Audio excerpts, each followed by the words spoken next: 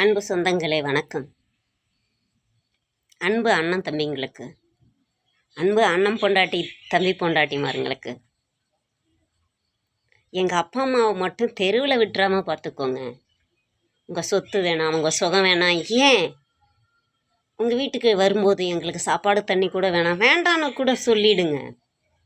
வீட்டுக்கு வராதுன்னு கூட சொல்லிவிடுங்க. நாங்கள் வேண்டான்னு சொல்ல போகிறதில்ல. நான் சொல்ல மாட்டேன்.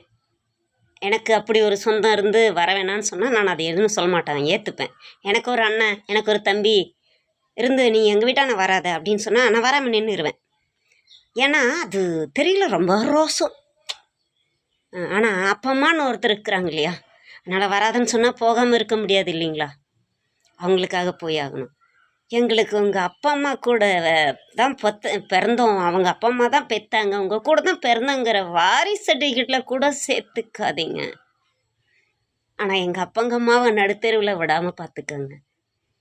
இதுதான் சில பொண்ணுங்களோட வேண்டுதல், வரம், கேள்விக்குறி எல்லாமே. நிறைய பேர் பொம்பளைங்க என்ன பண்ணுவாங்கங்கிறது எனக்கு தெரியாது. ஆனால் சொத்து பங்கு கேட்டுருக்குறாங்க. எங்களுக்கு வாரிசு சர்டிஃபிகேட்டில் கூட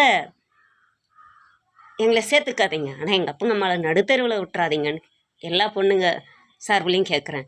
இதுக்கு தவறு இல்லைன்னா ஆதரவு கொடுங்க, ஆறுதல் சொல்லுங்கள். நன்றி, வணக்கம்.